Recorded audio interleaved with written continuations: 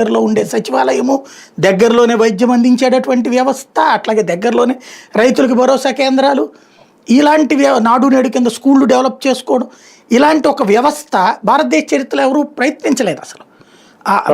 ఉపన్యాసాలు చాలా ఇచ్చారు కానీ చేయలే. ఈ పనుల్లో ఉండిపోయి ఇటు కేడర్, ఇంకోటి నాయకులు కూడా విచ్చలవిడి స్వేచ్ఛ ఏమి ఇవ్వాల.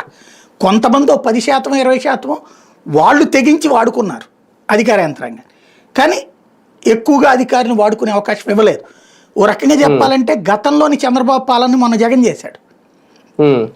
గతంలోని రాజశేఖర రెడ్డి కూడా కాదు, నేదురుమల్లులో కోట్టలో ఇట్లాంటి వాళ్ళు ఉన్న సందర్భంలో ఉన్న పరిపాలన చంద్రబాబు ఇప్పుడు చేస్తున్నారు.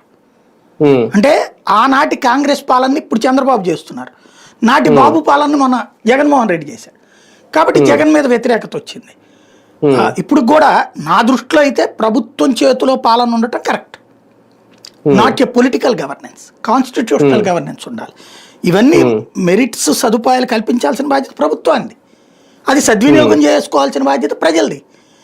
భావోద్వేగం కోసం ఆ వ్యవస్థలన్నిటి విచ్ఛిన్నం చేసుకుంటే రేపొద్దున బానిసలు అయ్యేది ప్రజలు. ఇప్పుడు ఇవాళ ఫర్ ఎగ్జాంపుల్ జగన్ అని చెప్తున్నాడు, మీకు ఎందుకు మీరు తాట తీయండి, వాళ్ళు చేస్తే మీరు కూడా తిరగబడండి అని చెప్తున్నాడు. కేసులు పెడతారు, అరెస్టులు అవుతారు, జైలుకి వెళ్తారు, బయటికి విడిపిస్తారు. వీళ్ళు వచ్చాక వాళ్ళే బెయిల్ మీద వస్తారు, లేకపోతే ఈ లాయర్ల ద్వారా బెయిల్ మీద వస్తారు, బయటకు వస్తారు. What next? సొసైటీలో వాళ్ళు నెక్స్ట్ డెవలప్మెంట్ ఆగిపోయింది అక్కడ.